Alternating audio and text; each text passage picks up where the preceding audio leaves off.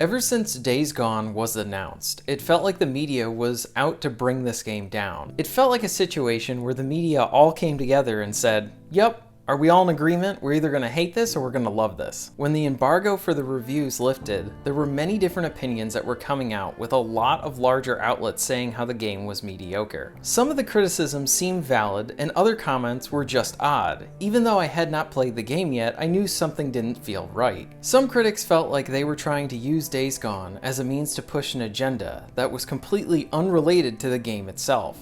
Essentially, they were trying to make something out of nothing and further showed how embarrassing these comments were. At the same time, other outlets were countering some of these reviews, saying that the larger media was getting information wrong. Some were stating how the main character doesn't have any growth or development.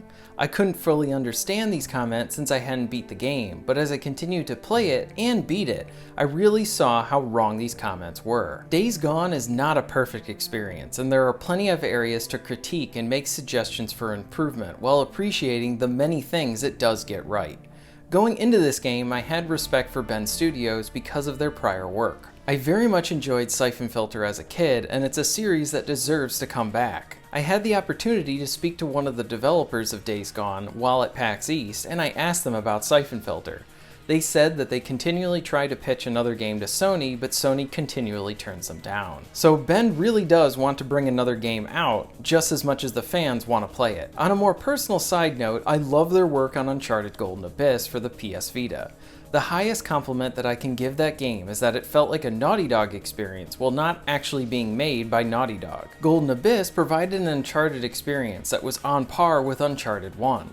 It fell in line with the series and provided it on a portable console. Days Gone is their first game on a home console in a long time, and an ambitious one at that. As I cover the game, you will see how Days Gone has many elements that are familiar to the medium, while providing something that is worth experiencing. Ladies and gentlemen, I present to you my review for Days Gone.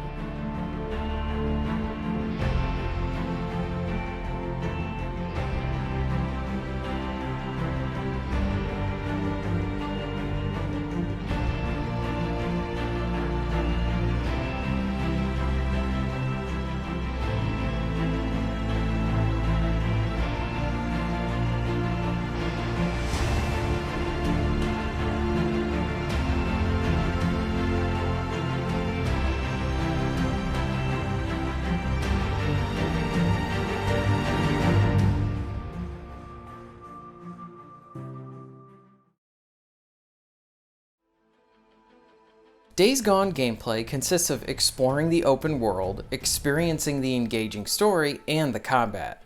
The exploration gives you large sections to explore.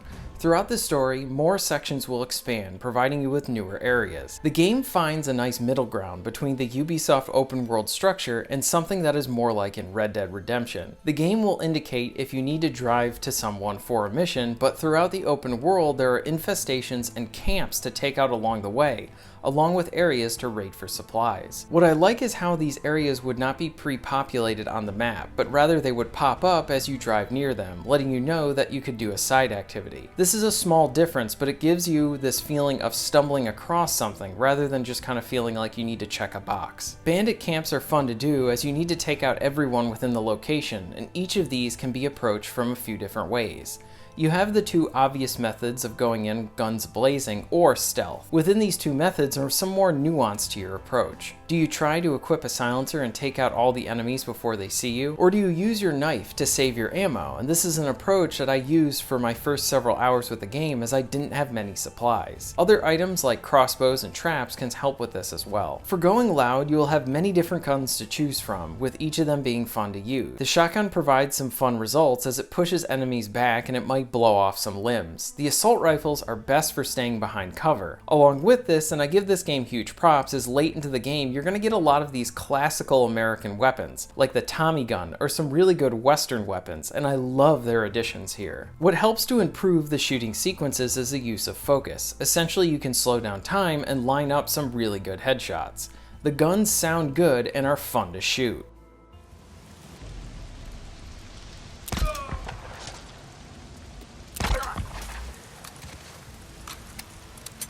Hey there.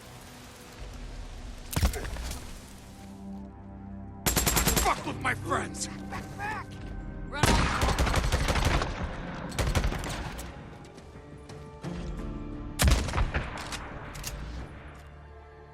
The gun gameplay is good. If you shoot someone who is close to a wall, you will see the blood splatter on the wall. Enemies will react when you shoot them, giving some weight and life that makes the gunplay even more engaging. Melee combat is another alternative. You will find a variety of different melee weapons to use, along with the ability to be able to craft deadlier ones. These are satisfying and fun to use. You can usually feel the hit depending on the different weapon. Sledgehammers, bats, and blades all factor in the different weights of the weapons, and you can really hear that thud or slash that they make. Melee isn't in depth, but rather a fun option if you have a few enemies up close. Another cool thing about the weapon is that if you're attacking an enemy, your weapon will degrade, and then it will eventually break. So in some instances, your weapon may break when you hit an enemy, and then you might do this really cool kill move where they use part of the broken weapon to be able to kill your foe. As you complete missions and defeat enemies, you will gain experience points and skill points. Some skills will even help you out to be able to change up your strategies within combat. A late game skill that you do earn is being able to earn some health back for headshots. This change up in gameplay will really help you approach situations differently, especially if you're in a scenario where you don't have many healing items left and you don't want to die. The use of the freakers and encountering hordes definitely are one of the most unique aspects of the game.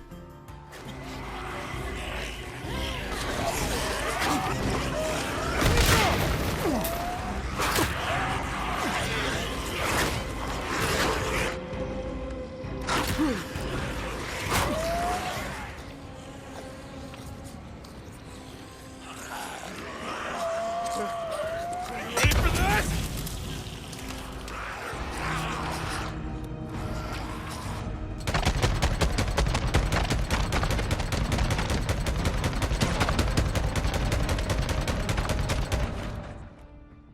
These sequences are visually impressive and can be a rush to complete. The horde situations are enjoyable because of the planning involved and the adaptation of the player when they are chasing you. If you go in there blind, there's a chance you might win if you're well armed and can adapt to the situation, but planning is definitely rewarded. Surveying the environment is important, as you might find some environmental traps to use, along with good ways to funnel in the horde into a specific location to be able to hit them with a bunch of explosives. I like how the horde will not just follow you in a straight line, but in many instances break off and try to cut you off from either the left or right. Like I said, there's a lot of reacting while in the thick of it, and one wrong move can cause you to die. Some of the more thrilling situations is when you might stumble upon a decent sized horde while exploring at night. I had that happen a few times and decided to hide and wait for them to pass. It felt like being in one of those situations where the survivors in the zombie movie are essentially trying to sneak in an area so they don't alert their opposition. There were a few situations where I was doing something else and a horde would appear to create this more dynamic situation.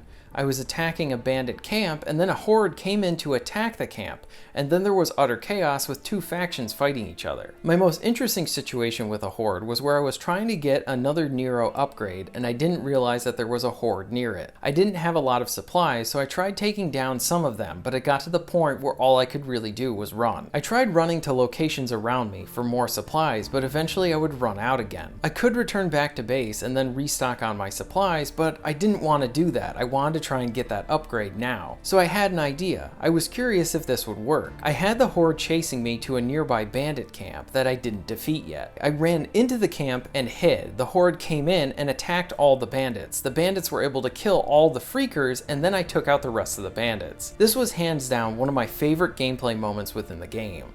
I love how I was able to use a horde to my own advantage to take out the bandit camp while also having the bandits take out the horde. Fighting these hordes will exhaust many of your resources, and no matter what point you are in the game, there is this satisfaction of defeating a horde, but then you really feel very vulnerable after that encounter. This will usually lead to you trying to be more cautious until you're resupplied. This all feeds into the environment and the world being a dangerous and potentially unpredictable place. Like I said before, the exploration does remind me a bit of Red Dead, and it does this through some of the random encounters you will have. You can come across wandering hordes, animals, and infected animals that will want to take you out. One of my favorites is how you encounter bandits that will try to surprise you and kill you for your supplies. There was one instance early on where I was tracking something, and then it ended up being a trap set by the bandits, and I had to kill them and get my equipment back. While the variety variety of the random encounters is not as extensive as something in Red Dead Redemption 2, these encounters help to make the open world feel more alive. Overall, the gameplay is solid. I like how most of the missions in open world do lend themselves to being tackled how you want. The stealth kills are satisfying along with the shooting. The slow-mo focus mode is appreciated for better weapon handling, and I like how you get rewarded for everything you do. Something else that was appreciated was the restraint with using hordes for a huge chunk of the game. The larger and more visually impressive hordes come across to the player within the second half to the last quarter of the game.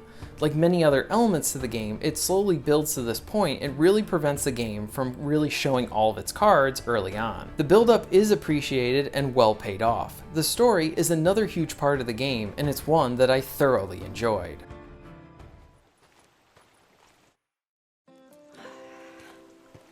Oh. For you. Wow, Gallantry is alive and farewell after all. No. If he's not, then I didn't kill him. Hey! Aw, poor guys. Hey, is that the one we're gonna smoke later? No, but this is the one we're gonna drink. I make this killer herbal tea with it. I'll bet. Hey, all right, if you come over, then I will make it for you as long as you give me a ride home. All right, great. You're gonna be a believer. And we'll grab a beer for myself on the way over.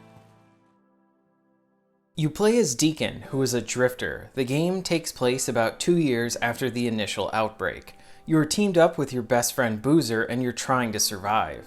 Throughout the story, Deacon is trying to get closure on his wife, and a lot of the narrative involves you interacting with different camps. The third camp is where you're going to spend a lot of your time. Deacon is not a typical heroic guy. He's a character that fits the world of Days Gone. I do need to praise the writers and Sam Witwer's performance as Deacon, as a complicated man, and the story does a good job of showing this. There are many situations where you can see that Deacon wants to do the right thing, but understands that if he does that, it potentially could cause him more trouble, and you can kind of see him internally struggle with this. He is a damaged man that doesn't want to hold on to hope, yet he still finds himself doing it. He's also pretty funny and relatable as you see him battle with his own demons and what kind of person he wants to be in this crazy world. He does show a kinder side from time to time, and this helps to balance out how brutal he can be. A small touch that I really enjoyed with the game is how Deacon will talk to himself a lot. And since you're alone for many of the missions, this totally fits, and it's pretty humorous as well. A good handful of side characters are likable, and I enjoy the interactions with Deacon. The best of these are when you see flashbacks of Deacon with his wife. We get a glimpse of who Deacon was before the outbreak and how much he cares for his wife. There's some cheesy romance stuff that happens, but I loved it since it helped to show the player a happier time for these two when their life was normal. The first half of the narrative is spent on establishing the world, the camps, and different characters along with Deacon. The story progressively gets more and more focused as you enter the second half. Since the groundwork is laid out, the story can play with Deacon and his interactions with other characters. Without spoiling anything, there's some very compelling drama that takes place in the second half. It all leads to a conclusion that is very satisfying. There's a proper conclusion while leaving room for another game. Overall, I very much enjoyed the story and it elevated the game. It brought narrative purpose to the gameplay, and while the game is long, it's one that I want to experience again. How's it going, pal? Come here. Hey, buddy. Hello. Come here, buddy. Hi. Hello. All right, come here. Come here. Oh, okay. Oh my God. All right. While I thoroughly love the game, it isn't without its flaws. The big one is how the game doesn't put its best foot forward for its introduction. The game throws you right into the outbreak, which is fine, but I quickly noticed that they made these quick cuts that really felt jarring during these cutscenes. Every time a cutscene starts or ends, the game will fade to black. In some instances, especially within the opening minutes, there are transitions to and from cutscenes, and that's also done through fading to black. I understand that the game probably needs to load or do something on the back end, but it creates this very jarring experience when you first enter the game. And it's something that does break up the flow that you would expect from continuous cutscenes. The fade to black is usually used to transition from gameplay to cutscene, or cutscene to gameplay, and this makes me wonder if there was cut gameplay content from the opening scenes based on these transitions. I wanted to make note of this here because this is probably going to be jarring to many people and a bit off-putting. I find that an introduction is important to get right, since it really helps to hook the player. Thankfully, the game does sort itself out about after an hour, especially once you get into the first major gameplay section. While fading to black for the transitions to cutscene or gameplay is annoying, it is something that you get used to. And the fading to black from cutscene to cutscene doesn't really happen that often, and it's only something you're really going to see at the very beginning and towards the end. I had a few other issues that would pop up.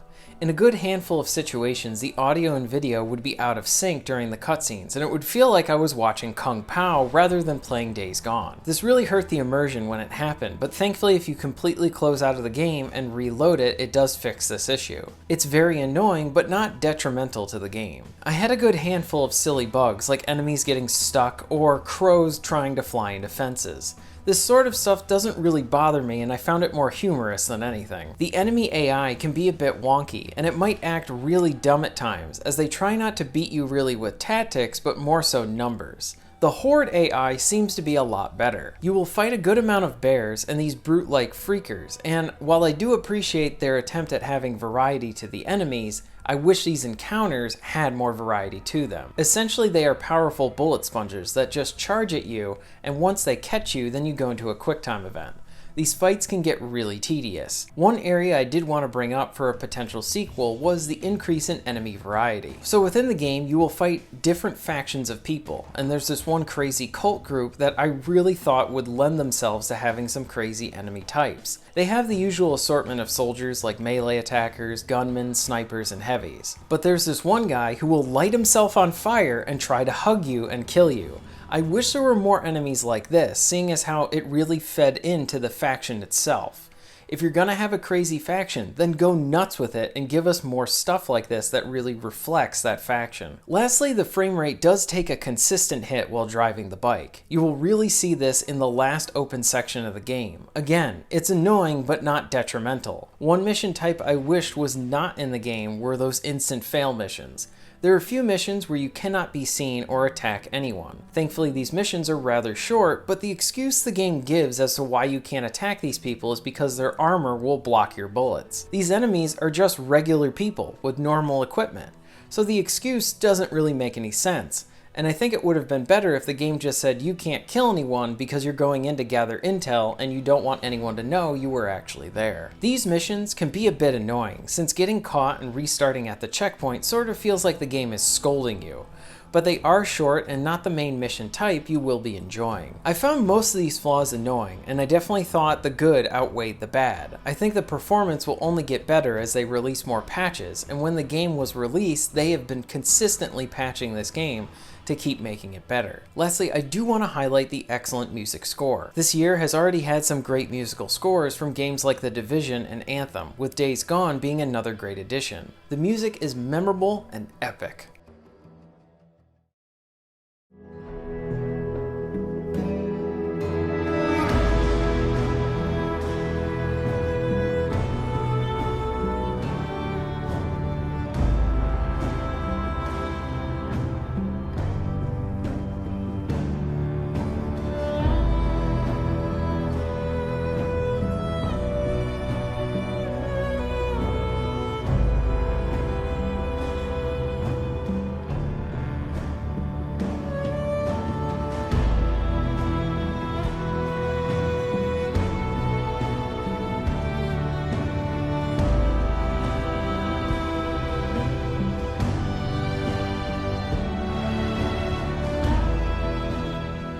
I love Days Gone. Deacon is a complicated and rather gray protagonist. Taking part in his story was very engaging. Watching him fight with his inner demons and seeing him grow was satisfying. The gameplay presents a very familiar format and it's well executed here. Many critics have attacked the game for being unoriginal, and while I understand the need for more original games, there is something to be said about a game that delivers many familiar things and does them well. The third-person combat is engaging, with a lot of guns and tools to choose from. The true highlight is when you go up against the hordes. The visual spectacle and the intensity of fighting them is very unique to this game. The characters, world, story, gameplay, and soundtrack all effectively pull you in for this lengthy journey that feels like you just experienced a season or two of quality television. I acknowledge the flaws within the experience, but they didn't kill my enjoyment. I found myself continually smiling as I played the game even more. Even with the game's long length, I didn't want it to end, and I would love for Days Gone to get a sequel. Where many stories do experience issues with their efforts to have a satisfying conclusion, Days Gone feels like they nailed that aspect of the game. The journey was enjoyable and the destination was worth it. Bend Studios has created something special here, a new potential series that I want to explore more of, and I would love the excuse to spend more time with these characters. This is one of my favorite games on the PS4, and it's most certainly one of 2019's underrated games.